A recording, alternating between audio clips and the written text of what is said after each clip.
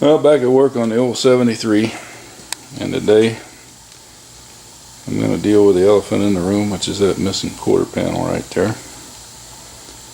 Kind of kicked that to the back burner while I took care of some other things, but it's time to get it on. So I've got it laid up here. I've welded my cab corner to it down along this seam. I did some drilled some holes and plug welded it, clamped it, got it all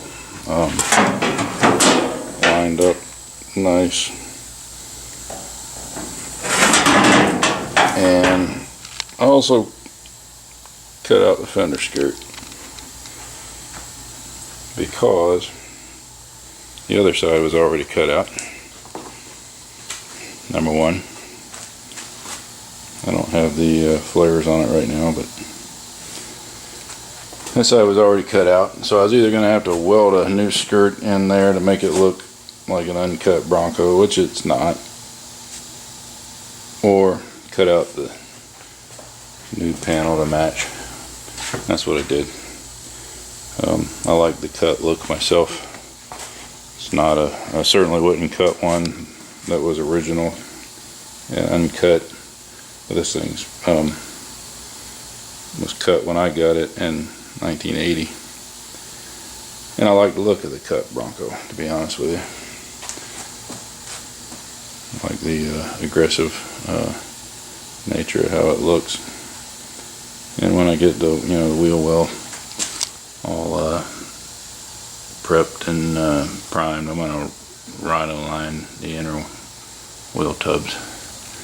I'm going to use that Raptor liner actually. So project day is to get this on. You can see I've drilled some holes up through here. Those will weld down through there. I've also got some holes drilled in that front leading edge. Those will weld to the door striker post. And then I've got some holes drilled up underneath here that are going to weld down through here, through the back side. I've dry fitted it already. Everything looks nice. I think it's going to come out okay. Going to need a little bit of filler here and there to make the edges just right, but I think that's kind of the nature of these aftermarket parts.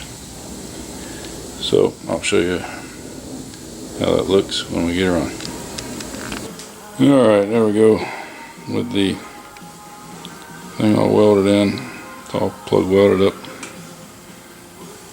Got the welds ground down. Also have a weld up in there. Too dark. Anyway, there's a weld up in there going into the rocker.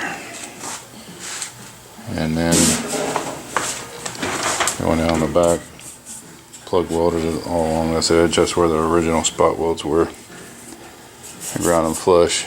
Obviously you're going to have to put a little bit of filler on that, but I think it came out really good. It's nice and square to the tailgate. It fits pretty good. I got maybe a 1/16 of an inch there to build up when I do some body work. The rest of it, it's a real tight seam all the way down. So, I'm happy.